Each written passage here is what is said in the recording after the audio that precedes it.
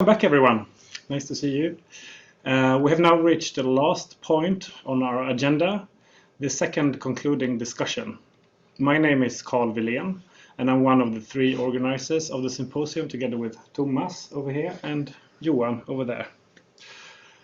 We had a very stimulating discussion this morning, and I'm sure that this discussion and this panel will be of no less interest. Thus, I now hand over the word to Ola Sigurdsson, which will moderate the discussion for us. Ola is Professor of Systematic Theology at the University of Gothenburg. Please, Ola. Thank you very much, and thank you all panelists for what has been a very exciting 2 days, and thank you also all attendees for listening to this. I will be the moderator, or I would rather phrase it as a kind of facilitator, because the point of this concluding panel discussion is not that you should answer as many questions as possible, but that we should get a conversation or even a debate going between you panelists. So there's actually no need for you to be very brief. Please take your time, within reason, of course, but nevertheless, we want to hear you and the conversation between you. So short answers are welcome, but even longer answers are also definitely possible. Let me shortly introduce today's or this afternoon's panelist once again. Lena Halldenius is Professor of Human Rights at the University of Lunds in Sweden. Igor Shoikhedbrod is Assistant Professor of Political Science at the University of Toronto. Samuel Moyn is Professor of History at Yale University. And we also we are no longer awaiting, we are seeing John Milbank, who is the... Yeah, sorry, I had problems with the link. I'm here. Okay, good to see you, John. You're a Professor of Theology at the University of Nottingham. And yeah, I'm emeritus, actually, but yes. Okay, yeah. Let me start with the first question. Well, let's begin from a question that came up in the discussion yesterday between Igor and Sam. Namely, the question, did Marx reject human rights or not? Beyond the exegesis of Marx yesterday, hasn't Marxist movements rejected human rights, as Sam suggests? And we would love to hear what Igor has to say, not only about Marx, but the Marxist movement. What role has human rights played in the Marxist movement? So, Igor, welcome. Okay, well, I'm going to try my best. On the exegetical point, I tried to offer as many passages as possible that question the established orthodoxy of at least Marx being hostile to rights. But also what I tried to do is to show that within the Marxist tradition, there is diversity. So of course, there are certain narratives that have been very hostile to the idea of rights. Those include, as I've tried to say, people like Pashukanis, although an argument could be made that he thought rights were a necessary stage in the historical development and would even be necessary in the first stage of communism. And he linked that to the new economic policy in the Soviet Union, where the commodity form was still intact. But as I tried to show, even in the Marxist movements beyond Pashukanis, you had the Praxis School. They were by no means hostile to the idea of rights. We could talk about where they ended up, which was a very problematic place, but that doesn't detract from the fact that they, because this also connects to Lena's presentation, thought there were philosophic foundations for human rights within the Marxist tradition, and they connected it to, on the exegetical point, Marxist humanist writings in the 1844 period in particular. In my view, they could have gone beyond that if they were so interested or so inclined. Ernst Bloch is another example of someone who witnessed the trial and tribulations of actually existing socialism, Nazism, and wanted to go beyond both without at the same time succumbing to the despair of bourgeois liberalism. So there's another example as well. Of course, these are scholars and theoreticians, but at least the Praxis School was a dissident movement within Yugoslavia. We can also add the Budapest School, including people like Agnes Heller and others who were also committed to the struggle for expanding rights. In my book, what I tend to do is to try to show that Georgi Lukács also had a churn, it sort of changed his view on the question of law and rights. In the early work, in History and Class Consciousness, he was not too different than Pashukanis in the sense that he thought that the capitalist system as such can be studied through the cellular form of the commodity, right? So it basically gives us all the hints into how capitalism functions. And at the end, of course, you have the proletariat as the unique object of history, and there's almost this messianic pull that it will, radically transform the conditions through its revolution and realize human emancipation. So Lukács, Lukács had a very interesting political career, and was nearly, himself disappeared, to put it lightly. But if you track his work from history and class consciousness to the process of democratization, it's a response to actual political events on the ground, the Prague Spring, for example. And beyond that, a work that some Lukács scholars don't really like to talk about, an unfinished work called The Ontology of Social Being, which has an interesting relationship towards law and rights, where he sees law as a system of mediation that would be necessary for what he calls secondary teleological positings, to realize the different individual projects, to make them mutually realizable, to put it lightly. So Lukács also changed his view, and the reason why he changed his view is because he realized that without a system of mediation, you're stuck with the arbitrary will of either the party, which silenced the masses, or one despotic arbitrary individual about whom Lukács also learned very much, namely Joseph Stalin. But the question of Marxism or Marxist movements and human rights, I think, is more interesting than any of these theoretical or scholarly contributions, however much political they may have been. And this is something that's actually captured by Stephen Lukes, where he maintains in his famous article for Praxis International, by the way, that although Marxist movements have actually used the language of human rights to push things politically, it's just inconsistent for them to do so theoretically. You see, so even Lukes acknowledges the fact that Marxist movements have and continue to deploy the language of human rights, not as an end point, right, but as an instrument for trying to broaden the horizon for a different kind of politics, because this is the struggle for the defense of civil liberties, for example, in which, or even the civil rights movement in the United States, among other places, where rights discourse has been very important to Marxist movements. Then I guess the follow-up point would be that it's not the end of the story, right? And Marx, to bring it back to the biblical passages in Capital, which Engels called the Bible of the working class, so that's why I refer to it as biblical passages, Marx makes it clear that revolutions aren't made by laws. So law can be the effect of some kind of political movement, right? But it can't be the cause. And I think that's the best way of approaching the relationship between Marxist movements and human rights, that Marxist movements have deployed and will continue to deploy the language of rights in order to push for different kind of politics. And in that sense, it's not too different, I would say, from Sam's point of view, that human rights discourse is not enough. That's precisely the Marxian point of recognition, that revolutions aren't made by laws nor by rights.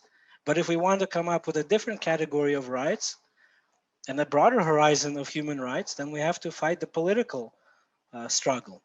Those of us who are interested in that particular struggle. So I just wanted to provoke Sam a little bit again. Sam, are you provoked? Would you care to give a reply? I'm not provoked because I agree substantially with what Igor has said, but I would characterize it in a different way. So he's selectively chosen, some let's say, let's call them eccentric the etymological sense, moments in the Marxian tradition, and we just shouldn't, pretend that they were representative. In fact, always dominant was in Marxist thought and in Marxist culture was a contempt for the rights of man as part of the so-called dominant ideology. And notwithstanding the fact that, as Igor rightly points out, Marx himself was committed to some rights promotion in his career, his early writings give little reason to think that, Marxian traditions in their dominant forms were misread the founder, just because whatever else one can say about Marx, his work on the formal institutions of democracy is slight all the way through his career, and especially in the early phase when he denounced democracy as a Christian remnant to supersede, and the state as something that would have to be liquidated for human emancipation to be achieved. Now, I totally agree with Igor that Marx can be read in a different way, and certainly some Marxists have done so. But I actually would, defend Marx against Igor in the following way, that my own view, which was to contrast human rights with equality, I think would have been rejected by Marx himself. If you look through his writings, equal distribution, as in contradistinction to sufficient provision, it's not a value Marx particularly cares about. What he cares about, let's say normatively, although famously he rejects normative theory, or even philosophy as such, he seems to care most about exploitation, is the alienation of labor and the theft of it in the form of the extraction of surplus value. And what communism will involve is an equality of power. I think there's substantial reason to think Marx in communism would tolerate lots of distributive inequalities, so long as they cannot be traced to inequalities of power. And maybe we should too. So I just want to emphasize this, because my own, argument in the human rights field, which involves this contrast between sufficiency and equality, is, I hope, useful analytically, but it is just a way of getting at something we can measure, because inequalities of power are very hard to measure. They may be the ultimate normative criterion, and if that's true, Marx is on very firm ground. But I just don't think we should hasten to assimilate Marx to my argument, because I think he would have been very uncomfortable with the overemphasis, in a way, in my own work on inequalities and distribution. Although I'd hasten to add that I'm not considering distributive inequality the kind of ultimate criterion of social justice. It's just something useful to look at, especially as a proxy for kind of inequalities of power or domination and hierarchy as it exists in our world. Lena, I don't think you mentioned Marx in your talk, but is there something in Marx or Marxism that is relevant to your project? I mean, you suggested that the project of philosophy should serve those who are vulnerable or dispossessed. So what's your take on Marx and Marxism?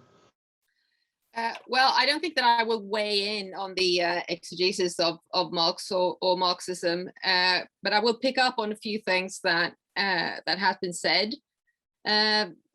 first, to sort of backtrack a bit, I think that when we're talking about human rights, as we have done also through this symposium, we are sort of we are moving between talking about human rights as some kind of vision for the world or for society, and human rights as some kind of practical tools in political projects that might ultimately be about something else. And I think that it's important to, and maybe these can be reconciled.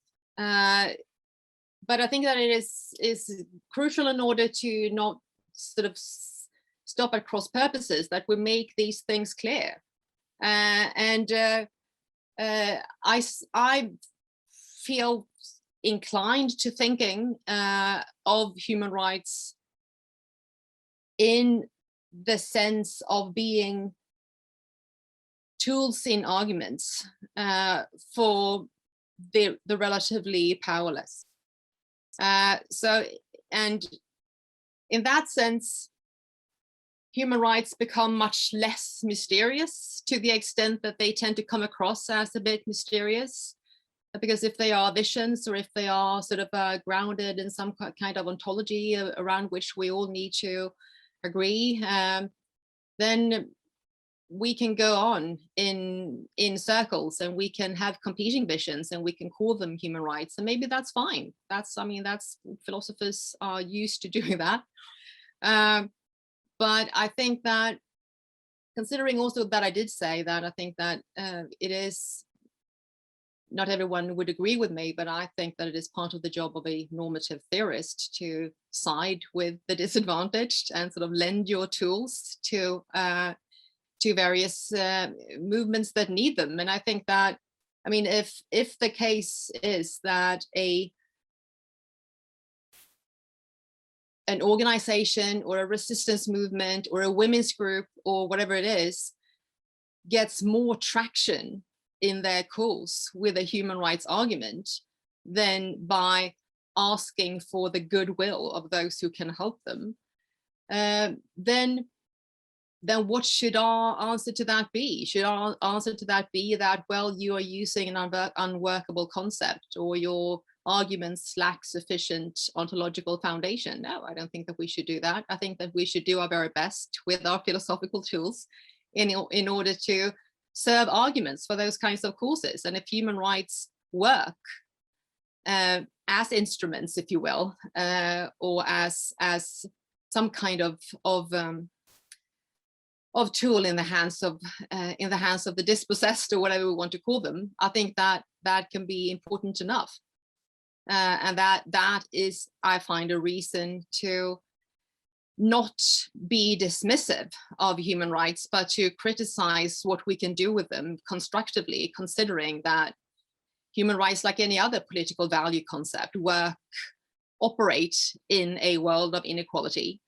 And as I also said, there is no impartial position to take in that. So I think that human rights, properly conceived as sort of some kind of instrument for the rectification, possibly, of power imbalances, is a very useful way of employing them, and that then there is a lot of philosophical work to do in order to prop that up in some kind of consistent normative position. But I think that could be important enough. Thank you. And over to you, John. You said yesterday that Karl Marx was too much of a liberal. What did you mean by that? What's your take on Marxism? And please unmute. Sorry, stupid. Yeah, well, that's too big a question. But in relation to this particular issue about rights, I'm very, very sympathetic to the idea that, in fact, Marx does really have a rights doctrine, and sometimes it's explicit, sometimes it's implicit, despite what he says on the Jewish question, and that it's not just a matter of instrumental convenience, but is in fact foundational.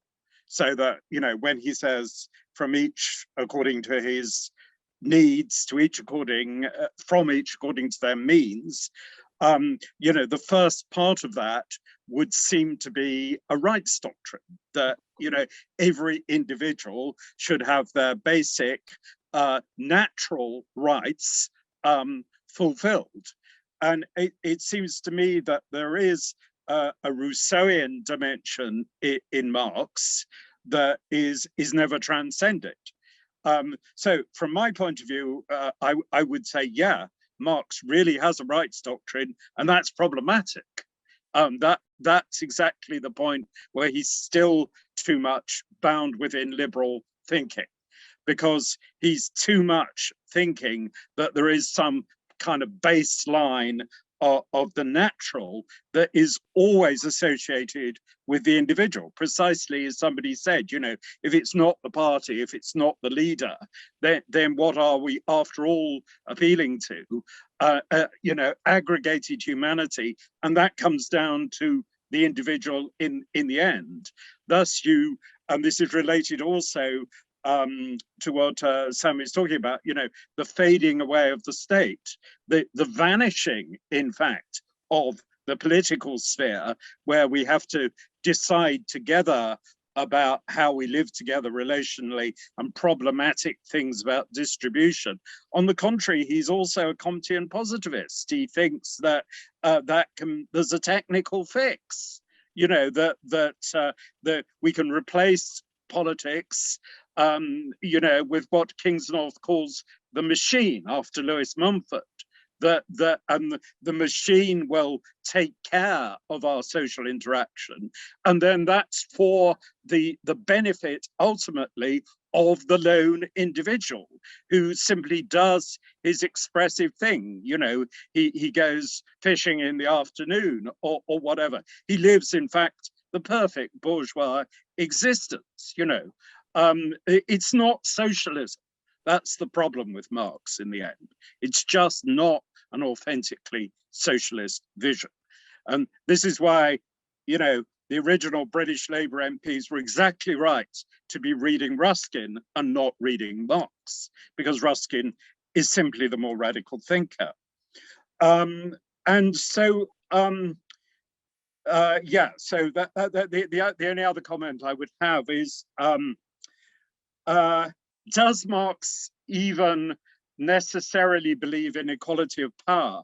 I mean, in fact, Raymond Geuss has stressed that there are passages in Marx where he praises hierarchy and says hierarchy is inevitable, and sort of sneers at people who think you can get rid of hierarchy as really rather kind of bourgeois.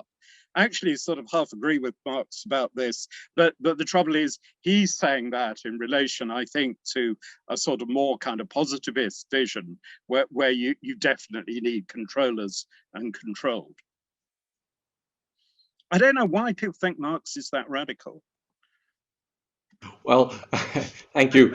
Yeah. I shall now move on to the next question. So I think we'll. Much to handle. Okay. I think we'll meet these questions again. But yeah.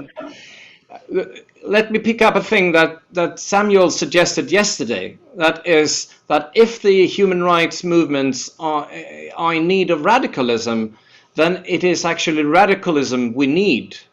So I would want you to say something about who will be the political subject in this possible radical movement.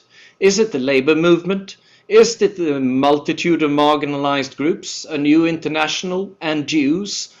Are there any signs of such movements actually existing today? Or if not, what could they look like if they would exist?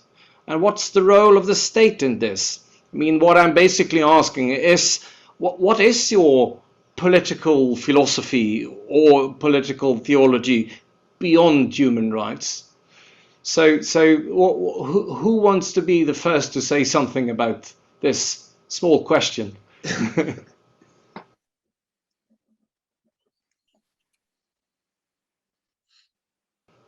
Igor, please. I guess I could try. I don't know about the theological part, but I guess since we were talking about metaphysics and post-metaphysics yesterday, there's always something, in the background that gives a foundation on which we stand. We may not call it that. We may want to call it something else, but there's still something that has to kind of bolster, I think, the ground on which we stand. Some may refer to it as natural right. Others may refer to it as post-Marxism.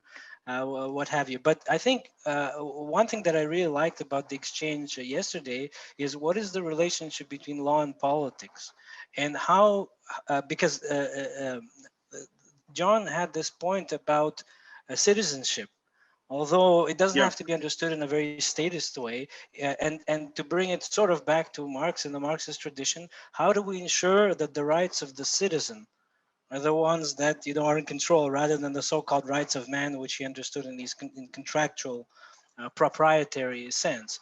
And I think there it requires a proper understanding of the relationship between law and politics, and how we can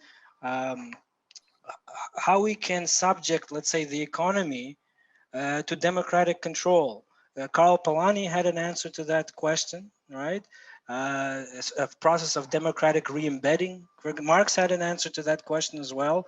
And maybe this speaks to his not so radical ways, but he was more open to the cooperative movement as a basis for associated production, because it teaches workers that they don't need the capitalist bosses. By the way, it was Engels who wrote on authority, where he made fun of the anarchists, not Marx. Marx was more anarchistic, minus his disagreement and justified critique of Bakunin, in my opinion. But that does, we can talk about that later, because I want to try to respond to. I was certainly provoked by the responses of Sam and John. We can get back to that later. But I just don't see how we can move forward and figure out who's going to be the new unique subject object of history, if we want to call it that, without properly understanding the relationship between law and politics, and the question of how you call it the rights of the citizen can actually reign supreme over profit, over market freedoms. And this has come back. This debate has come back in the work of Piketty, in the work of what was his name?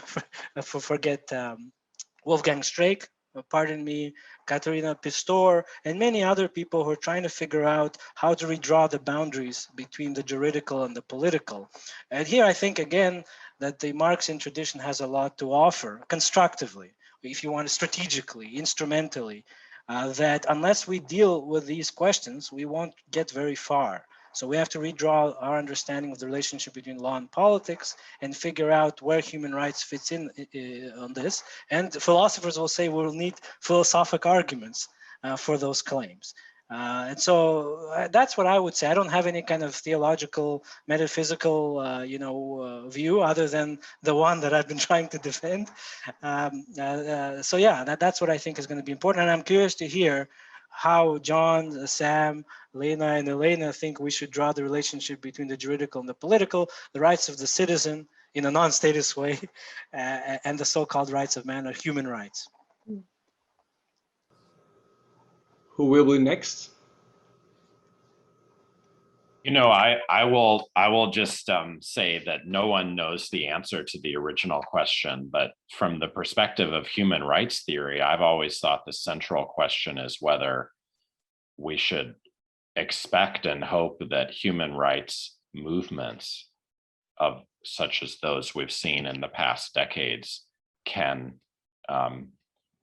kind of claim new levels of ambition and become agents of the common good on a global scale, or rather whether we should want to keep them in their place and, if you like, doing what they already know how to do, albeit without much success, to make room for new agents and new movements. I incline to the latter possibility, just because I'm depressed by how little human rights movements have changed the world, even when they have faced down the powerful.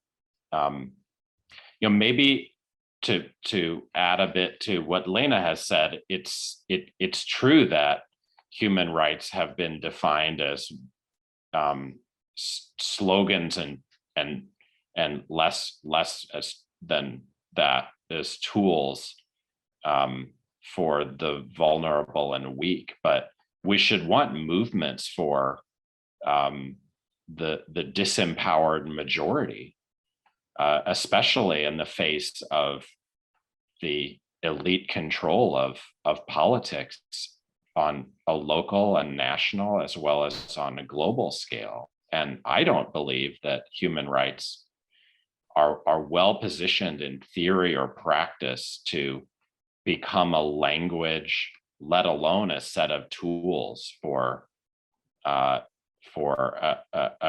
reclamation of political agency by majorities or supermajorities at any scale. That's based on a reading of their track record.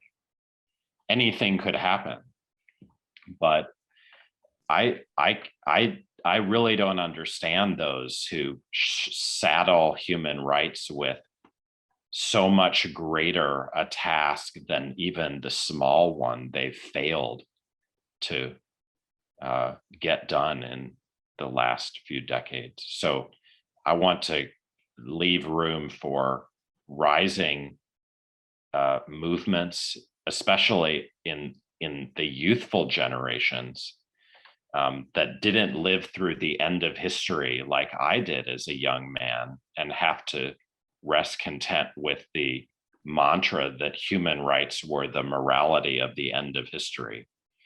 I don't see young people beginning their political careers with that belief at all.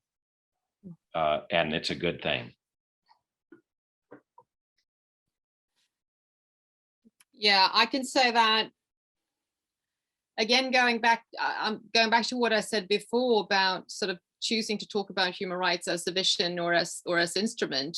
I think that when you pose the question in this way, you know, what is the new vision for the world, or what is the new political subject? I agree with Sam that I don't think that human rights is the answer to that, and that what human rights possibly can be wrenched back to do better than it has done, I think still, is to theorize inequality better than it has done. This is something that we didn't really talk about a lot yesterday, but Sam mentioned it, and it's also relevant for Elena's presentation, the relation between the principle of discrimination or non-discrimination, which human rights is very comfortable with talking about, and inequalities of outcome, which are both economical and political, and that human rights theory and human rights practice has drawn a very strict distinction between these two, as if they can be separated. And I agree completely that they cannot. And the fact that economic inequality does not count as one of the grounds for talking about discrimination is only because we have decided that economic inequality is fine, you know, whereas other kinds of inequalities are not. And that is a completely arbitrary distinction that makes no normative or political sense at all. And to the extent that human rights movement continue to make that distinction, instead of taking that which is a big political struggle, or saying that we cannot make that distinction because economic inequality features intersectionally in all sorts of ways in other kinds of inequalities. But we cannot have non-discrimination as long as we have these kinds of economic inequalities, and that is a reason for politics to if you will, wrench back control over economic life. I think that there is a consistent human rights argument to make for that. Me as a philosopher can make that argument, but that does not mean that I think that that will be the effective argument in the world. And that is another kind of perhaps source of frustration or just insight into the limits of what we as academics can do in the world. That what can be consistently argued as a normative theory, and what will be successful practice in terms of what movements do and what arguments they use in order to further causes that can occasion change, will probably not be the same thing. So in that sense, it also comes back to something that we did talk about yesterday. What is the role of people like us? You know, certainly we will not be the new political subjects, I don't think. But there is still a role, I think, for human rights theory to offer is suitably radicalized so far as it can be, to serve in diagnosis. I mean, some kind of moral and political diagnosis is absolutely crucial in order to sort of put up some kind of resistance to the normalization of the kind of neoliberal politics that we live in, and that has taken on the guise of some kind of natural kind. That and I agree with Igor that there is a lot of importance in the new economic the new critique from economics like Piketty and others about the harmful effects of economic inequality, regardless of what you think of it normatively or politically. And I think that is also something that that human rights researchers need to be much better at, which is to relate to empirical research. So the kind of categories that we use, the concepts that we develop, need to be apt for addressing what are the real challenges. We will not be able to change them. We will not be the subjects that occasion the change. But our theories that we use for diagnosis need to be apt for the problem. And they won't be unless human rights philosophers continue to be as disconnected from empirical research as they often are. So yeah. John, please.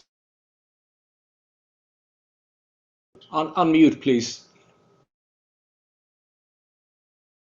I've lost the... Oh, shit. Now we hear you now. Okay, sorry. Yeah, I mean, I think that the point that Sam is pointing towards is, isn't there something problematic about academics simply going along with the dominance of rights discourse as a supposed instrument of emancipation, particularly the dominant idea that we need to give rights to the dispossessed, that we should be focusing on this category of the dispossessed. And I think that can be problematic, first of all, because it often means only a kind of minimum. It often means just letting in excluded groups to an existing oppressive system. It says nothing about how you coordinate the different rights of different minority groups.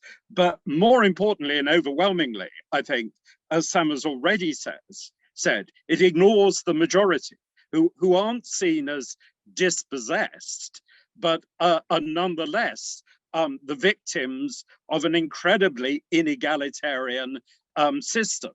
You know, they are the new and expanding proletariat, the post-industrial proletariat that increasingly includes vast swathes of the middle classes whose jobs are being, routinized and whose lives are losing dignity, alongside the fact that they're also becoming relatively more economically unequal. And, it's just by reason of this neglect and this focus in part upon the discourse of rights that we've had a populist backlash.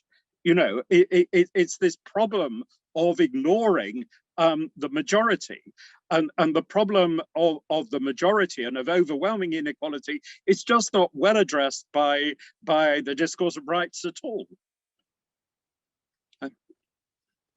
To follow up on this question is, it's hard to say perhaps what the who will be the political subject, but another take on the question is, do we need any more substantial ideas of the good or what we should achieve that goes beyond of human rights? Because if human rights, as some have suggested, could be used as a way of depoliticization, what kind of substantial ideas of the good do they need to be complemented with, or even replaced with? I mean, what's the idea behind any emancipation or liberation that we would strive for?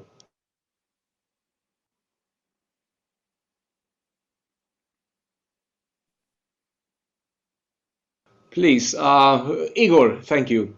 Lena then.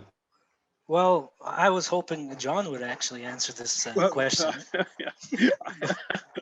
But I would say it's this idea of democratic re-embeddedment, or making sure that economic decisions, which are political decisions, are subject to the democratic control of the vast majority, which also has to have rights to participate in the process, right? And not being ruled by the plaything of alien powers, whether it's market forces. We could debate what institutional form it should take. Right? It doesn't have to be a comprehensive central planning. That too is a legacy of the Cold War and a certain model of it, which failed quite miserably.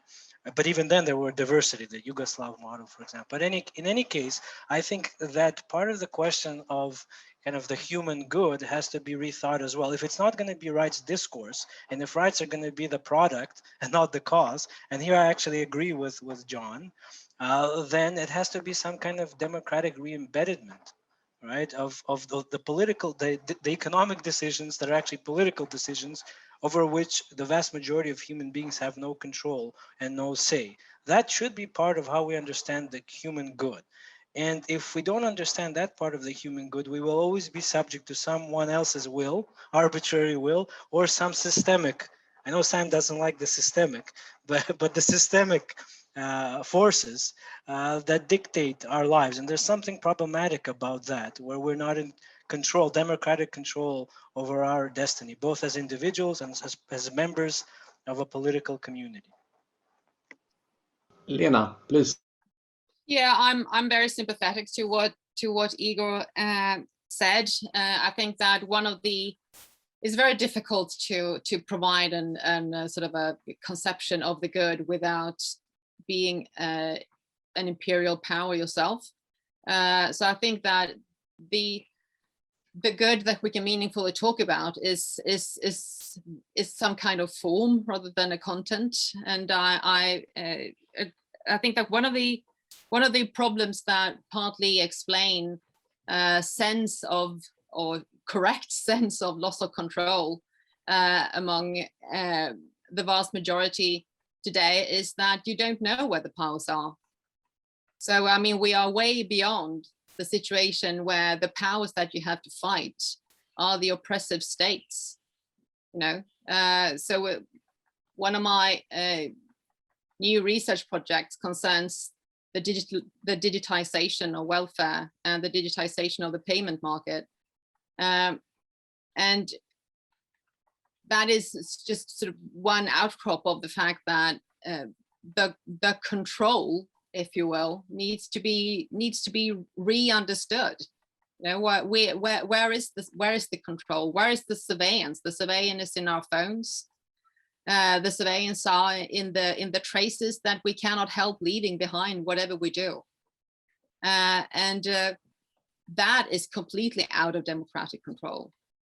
And that is something, I think, for if we want a human rights theory that is apt for addressing challenges, then that human rights theory needs to be concerned not only with state powers or with authorities of a kind with which we are familiar, but with the fact that corporate power is also the technological power, and that the digitization of the lives of the vulnerable, where, you know, if you're on welfare, you need to let yourself be surveyed, down to the littlest thing that you do, or the every cup of coffee that you buy with your welfare check will be digitized. You know, it's those kinds of things, which is a combination of an out of control sort of force in the world with micromanaging of particularly vulnerable people's lives in a way that they have no chance of surveying. And that, I think, is a major challenge to any account that wants to theorize human rights in terms of bringing back some kind of control over people's lives in a way in which they can set up resistance to arbitrary powers. That is one of the biggest things that we still do not understand how to do. Thank you. I'll give the word now to John, actually. So Samuel, you can have the last word this time. So John, please, and put on your unmute. You won't be surprised to hear that I don't think that democracy can possibly be the answer to what is the good, because democracy, you know, which is a good thing, but democracy is about what people want and an aggregation of what people want, and clearly that's not the same as the good. They might not want the good. You know, so to say that the answer to, you know, beyond rights is the good is democracy is just to go round in a circle, because ultimately that appeals back to the criterion of what people want. And modern liberal politics is always caught between either the supremacy of freedom or negative liberty on the one hand, or the supremacy of utilitarian convenience on the other hand. And both those things, both the utilitarianism and the formalism of trying to preserve negative liberty and stop us interfering with each other, all that is ultimately part of a very oppressive mechanism. It's exactly for those reasons that we only have a central control and an obliteration of all the corporate institutions that lie between the state and the individual. So it's only possible to have genuine participatory democracy and a real distribution of power if we actually allow the notion of the good in a very thick Platonic sense. This is exactly why Plato is critical of sophistic democracy, although in the laws he actually arrives at, I think, a partially democratic vision, because you need to have this debate about what the human good is in order to know what we can collectively pursue and encourage. Without that debate, if you're just leaving it to human freedom, and you're saying, well, it's just what people happen to want, you leave everything wide open to sophistic manipulation. What people will turn out to want will be the influence of the strongest persuaders. And so unless you assume that there really is some sort of objective good, there really is some way we are supposed to live as human beings, however various the forms that take, unless you think that's possible, there is actually no possibility of a genuinely just human life. And in fact, citizen participation becomes impossible. It's not an accident that Plato developed a philosophy of participation, because that is exactly the philosophy. Metaphysical participation is the philosophy of citizen participation. Horizontal and vertical we can only share rule if we share a vision of what is eternally right and try to mediate this vision. This is why, you know, the whole kind of secular liberal way of thinking is simply, you know, mistaken. That we have to, we won't know how to share things out in common if we don't have some agreements in common about what is good. And in fact, this isn't kind of a bizarre idea, because in reality, we do live like that. You know, in the village where I live, we all roughly agree that preserving certain green spaces as common land is a good thing, because we all think that, you know, having exercise and bike rides and going for a walk with your dogs and so on is part of a good life. So that, you know, in fact, a sort of communitarian, a kind of politics of virtue way of thinking much more corresponds to how actually people live. And the problem with our political discourse is we pretend otherwise. We pretend that we kind of live as if only negative freedom mattered and only kind of utility mattered. And people don't really think like that. Fortunately, you know, they're not Hegelians. You know, and Hegel is so much to blame for this idea that we define the good in negative terms. We define it as, you know, liberation from something. You know, Schelling was right to say you have to switch to the positive. The positive is what has primacy in human life. Unless we share a positive vision, there's never going to be any equality or participation. Thank you. Sam, over to you.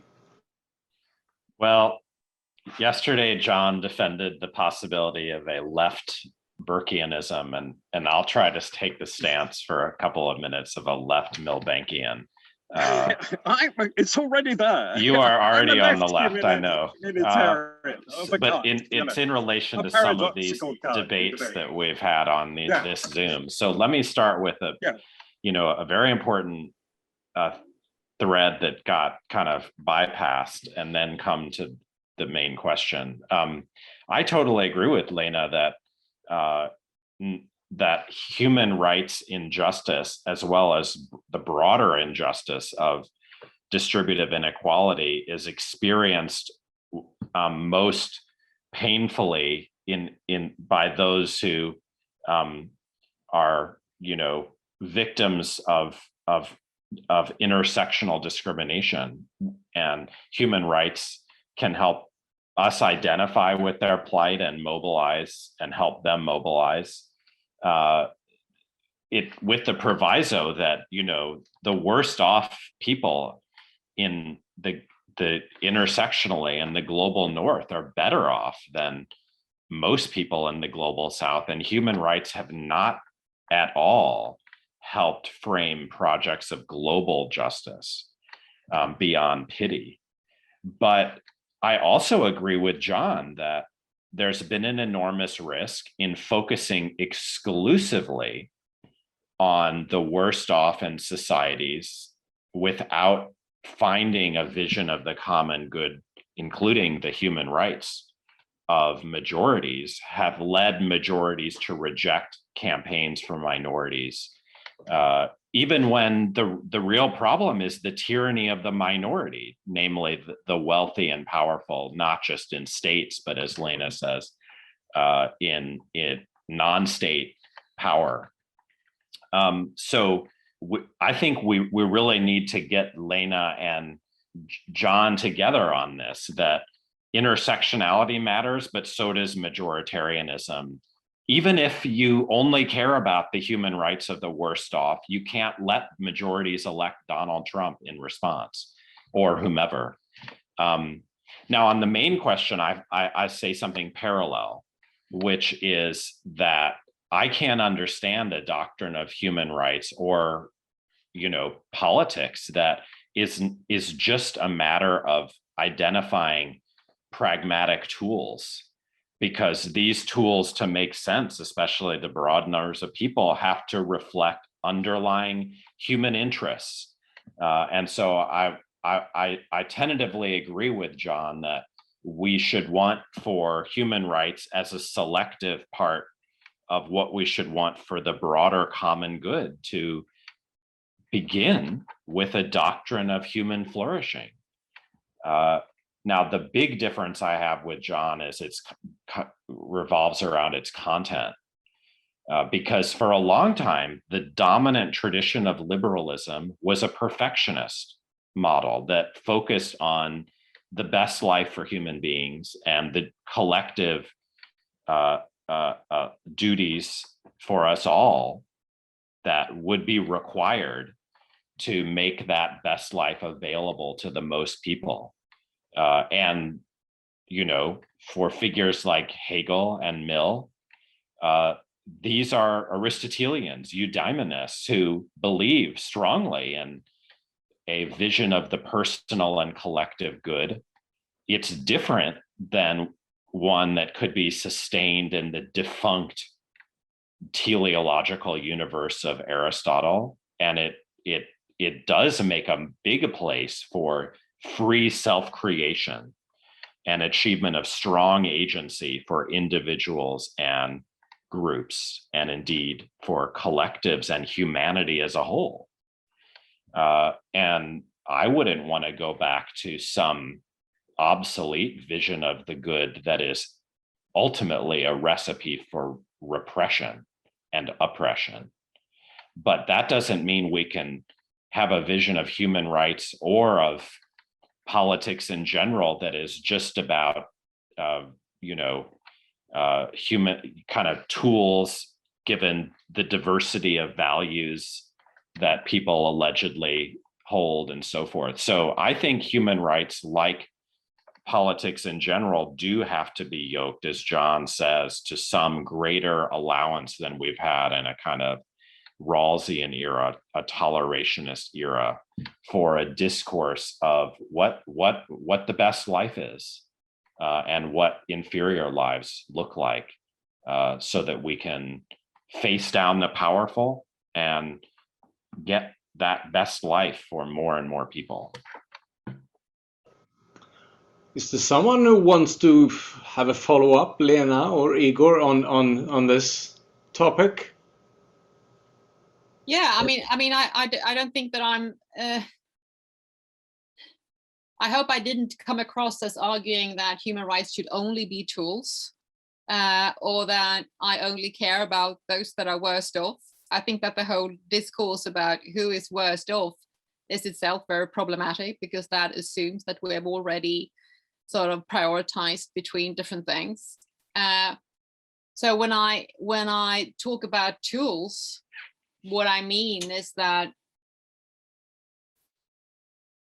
the very notion of human rights, if we by human rights mean some kind of claiming relationship, that is the form that human rights take, and that is what makes them something other than talking about relations between people in some other moralized way. What is distinctive? If we say that a relationship between people is a relationship of rights, what makes that different than saying that they are in a social relationship of some other kind?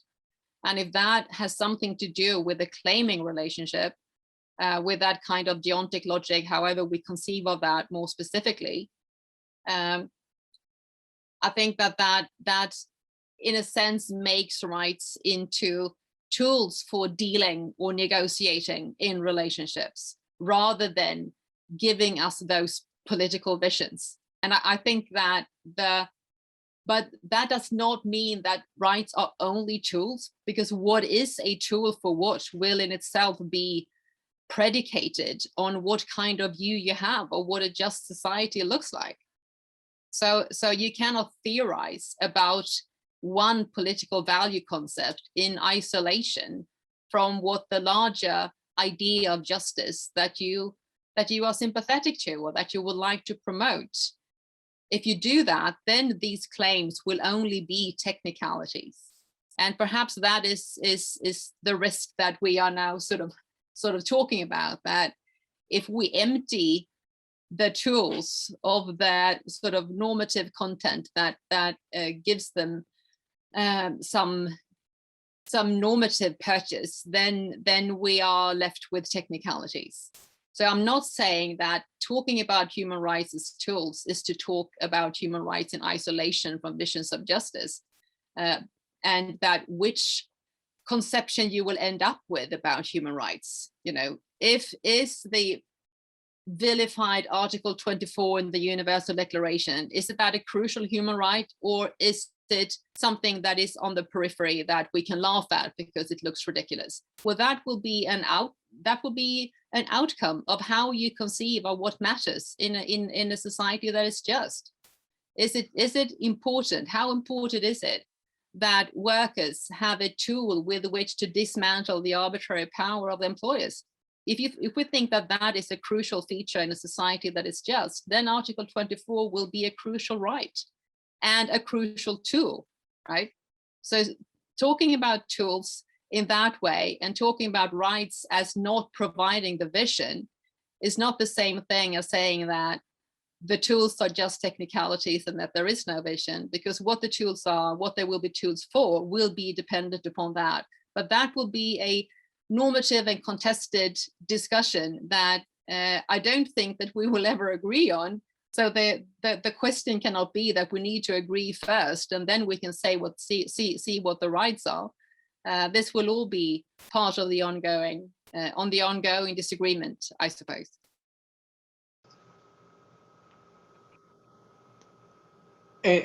Yes, John? Just quickly, yeah, I accept Lena's insistences there, but just briefly in relation to what Sam was saying, I think when he says, you know, we need to have a central place for the debate about what the best life is, that you know, he's fundamentally agreeing with that he's fundamentally putting himself on the terrain of something like a politics of virtue. And I think the gap between what he's saying and me is perhaps less than he thinks, because I certainly don't think, you know, that Plato or Aristotle or Aquinas's vision of the good was adequate or is adequate for us today. Not at all. You know, our answer to what the good life is going to be different. It's much more the meta level of, can you ask that question? Do we live in a reality such that we can genuinely talk about the objective good? And also, I would want to say here that I'm kind of, in my thinking, there is a strong element of romantic expressivism, you know, that I'm in a way more like Taylor than I'm like McIntyre. But my argument would be that the whole idea of a kind of free self-creativity emerges originally from Christian theology, but that originally it wasn't carving out an autonomous secular space. On the contrary, if you look at somebody like Nicholas of Cusa, who I think is the paradigmatic thinker here in the Renaissance, it's a way of discerning the good. In other words, he's got a much stronger sense that something like artistry, you know, creativity, is in itself a way of discerning teleology, if you like. So it's not that, you know, the telos is something that we glimpse once for all, but in our very attempt to sort of shape a greater reality, we're sort of dimly discerning the way we ought to go. And, you know, almost every artist reports that experience. And so, you know, I'm asking for, you know, they have the sense they dimly discern where they want to go, and they only get there by performing. And I think my whole outlook is trying to look at social and political reality in that kind of way. And so it's in that sense that I want an alternative modernity, and not at all to sort of go back to simply the Middle Ages. I much more think of the greatest of the Romantics, you know, people like Novalis or Schlegel or Coleridge, or Joubert or Maine de Biron in France as precisely putting forward that kind of alternative vision of modernity. And I also think that some 19th century liberals had that kind of outlook, that, you know, somebody like T.H. Green, for example, clearly had this rather, he believed in a positive liberty, he had some sort of teleology, and so forth. Just as, you know, Sam says, you know, there's part of Mill that it has half absorbed what Coleridge is saying, you know, so that if I've sounded in the past as if I've got a simplistic account of 19th century liberals, you know, I hereby repent. But I think all those remarks are intended to slightly close the gap between what he's saying and what I'm saying. Samuel. Just one word. I mean, I really appreciate what John said, and I would venture to bring Igor onto this same terrain, because as I've indicated before, I think it's ironic that Igor's answer to this question sounded in the kind of register of formal democracy and democratic control. Yeah. Since that is a very kind of recessive, if present, theme at all in Marxist thought, whereas a kind of eudaimonism is very present in Marx. It is linked to his utterly important concept of species being. Marx makes an enormous place, maybe relative to other thinkers, for labor and labor as a source of self-expression, but no one could say the following, as Marx did, unless they agreed with John. Marx longs for an association, famously, in which the free development of each is the condition for the free development of all, and vice versa, I think, is implied. So that I think you can get a lot of unanimity amongst the four of us in that way, if Igor accepts my amendment to his Marxist self-presentation. Okay, I'll be very quick because I had to run here. They were trying to force me to open the door to the apartment in order to change the air filter. But I told them there's a conference. So here I am prioritizing the good for the time being, as opposed to my atomistic, individualistic preferences. But really quickly, I do agree with what Sam said. I don't want to be, my view to be understood as a formalistic or proceduralist response. Not at all. In fact, the argument I'm trying to put forward is, you could call it economic democracy, you could call it workplace democracy. I think that's crucial and has to be undergirded by a conception of the common good. And the passage that's more pertinent isn't the one from the Communist Manifesto, but from Capital, namely the associated producers rationally governing their interchange with each other and with nature in a manner worthy of their human nature. So of course that's predicated upon a perfectionist conception, but that too is connected to democratic control over the conditions of life. I agree with John that you can't have a simply kind of proceduralist response to a foundational problem, the human condition. We can disagree on whether or not people will agree on any such conception, but there has to be a conception of the common good that must be defended urgently against the market imperatives that actually destroys the sense of community and perfectibility or perfection, if you'd like. But I think there are also limits to how far we can push this. And I of course also disagree with the way that John portrayed Hegel. Hegel's whole point in criticizing Kant and others is that duty, a positive duty, is exactly what makes duty determinate. So we're no longer stuck in indeterminacy. And ethical life is what gives us a basis, a horizon for reflection and decision making. So Hegel's on your side, John. And more, I mean, these are interpretive points. And so what I want to close with is just to say that at the end it is political, but the political depends on how it's defined, right? So rights can't solve that question. Proceduralism can't solve that question either, and nor can we a priori, because it's something that has to be fought for, debated, negotiated, and we will differ. But with the common good is about arriving at certain understanding and making concessions about the world in which we'd like to live, right? That's also back to Plato, right? It's not simply a conversation, but a conversation about the way we ought to live. Now that's okay. I finished with Plato. Thank you all. We're actually approaching the end of this panel, and the panel this morning, I ended it by asking each of the panelists to say something about where your work are going right now.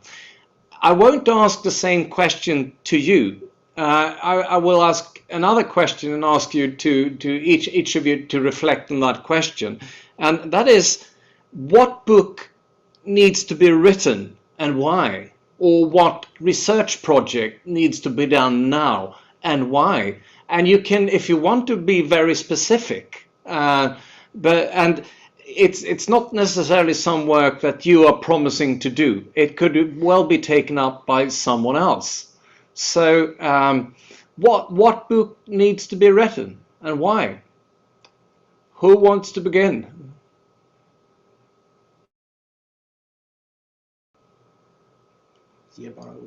I think I'll give the word to Samuel first. Well, this is a difficult question.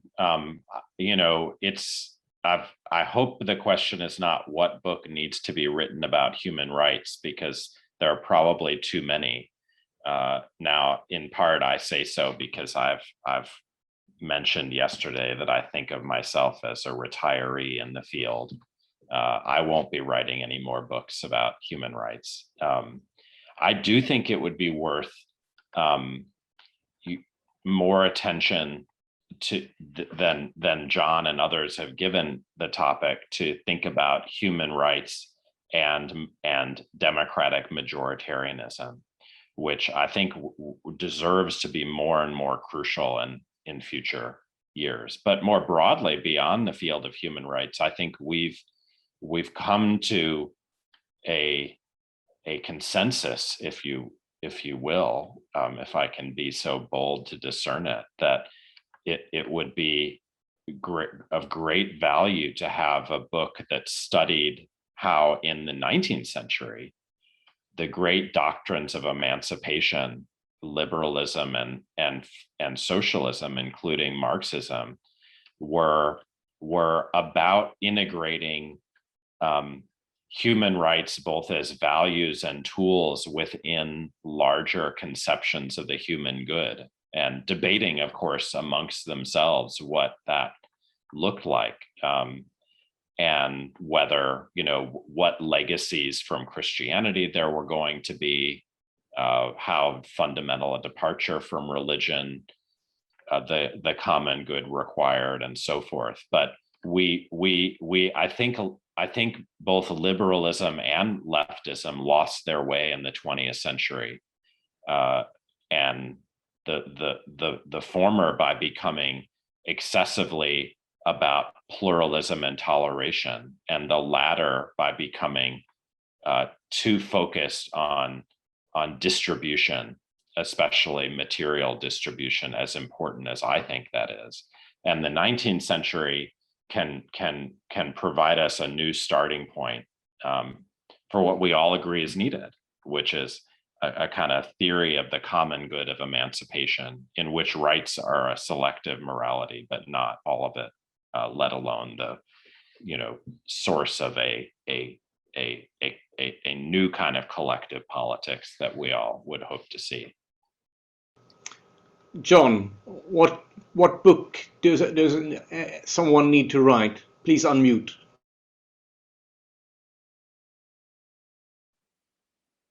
Okay, I think the book that needs to be written, and I'm never going to write this because I don't have the knowledge or the capacity, is something like an interreligious and inter-civilizational approach to a politics of virtue, or a communitarian politics, if you like to call it that, because I think we need to try to overcome the ironic situation where often multiculturalism or the encounter between different cultures and religions is always dealt with in rather liberal terms, which always means in Western terms, whereas in fact these non-Western religions and cultures, normally that, you know, their internal outlook is much more approximate to a traditionalist communitarian outlook.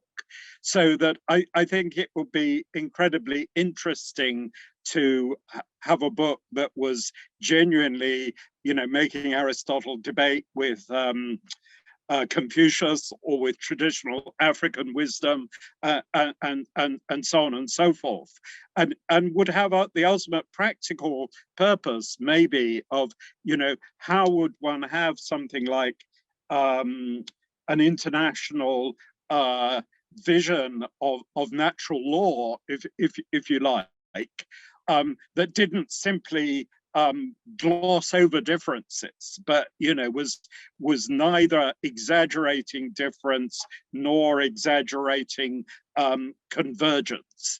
And, you know, I think that could be a powerful contribution to how we're supposed to live together on this planet. Thank you. Lena, what's your book that you see before yourself that someone else will have to write? Well, there are several on there. And I mean, when we get this kind of question, we sort of immediately start to think that we must now sort of think about what would be the most important book of all. And that's very difficult. But I think that, I really think that a serious analysis or confrontation of what human rights, and I will focus on human rights, what human rights are or can be, given the planetary situation, that the role of the human in the ecosystem of the world, and how human rights need to incorporate a temporal element in a serious way. And if human rights are to be a sort of useful tool also for thinking about those long-term challenges, and that we simplistically talk about in terms of climate change, that I have no idea how to do that, but I think that it is absolutely necessary. Another book that might be related to that is what is political society today, given the interconnectedness, and also given the intergenerational approach that we need to take. We also think that political society now is not the nation state, but what is it instead, given the various kinds of powers that impact on people's lives, and on what rights can be and needs to be. You can also throw in that there is an article that I would like to see written, which is about the curious thing of human rights as a concept. It is difficult to talk about human rights as a concept because it has no singular. Now, if we compare with, you know, justice in the singular, freedom in the singular, but human rights only has the plural form. So human rights are things rather than is things. So either we look for some singular beyond the plurality of what rights are rather than is, and maybe we will do that ontologically or normatively, I don't know, or human rights are nothing more complicated than a set of stuff or a set of means for various purposes that only has the plural form. I would like to see some taking on that. Thank you. And Igor, finally, articles, books, projects that someone else has to do. Well, I'm glad you said someone else, because I need more job security. And the precariat, the academic precariat, this is for the academic precariat around the world. The plight of the academic precariat around the world needs to be addressed before such books can be written. Since we're talking about the good life. I think that's really important to bring up as well. But that aside, I think redrawing the relationship between the juridical and political, a work needs to be written that takes in all of the insights that were put forward throughout this very stimulating symposium. Namely, the potential and the limitations of human rights. I think that comes across especially in Sam's work and in the title of that book, Not Enough, right? But also knowing the proper place of human rights, how far that horizon can be pushed without forgetting that it's still going to require us to come up with some kind of an agreement over the kind of life we'd like to live, notwithstanding all of our differences. And I think unless we come up with a work that redraws the relationship between the juridical and political, the problems that face us today, the ecological ones, economic inequality around the world, the new forms of really toxic politics, I think it'll be very difficult to move forward politically. And so that's the kind of work that I'd like to see written.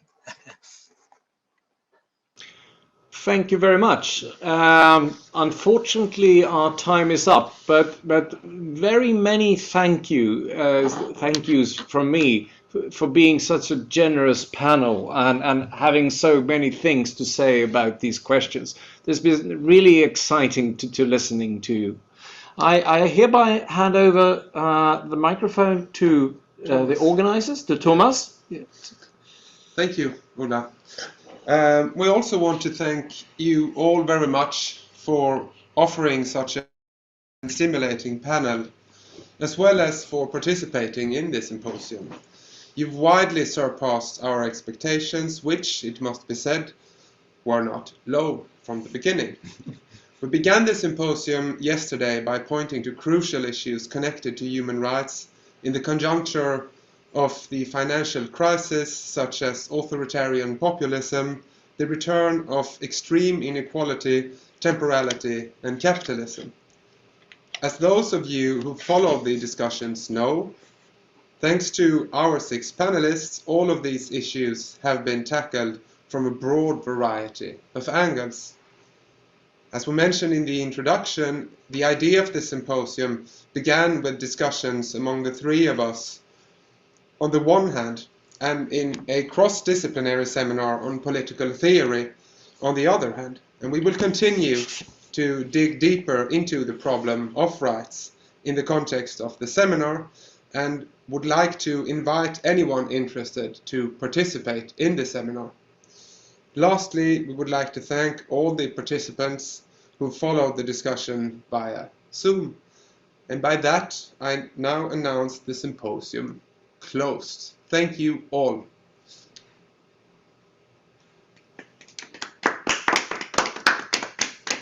Thank you to the organizers. Yes, thank you. Thank you very much. It's been fabulous. Thank you so much for inviting us to participate. It's been totally great.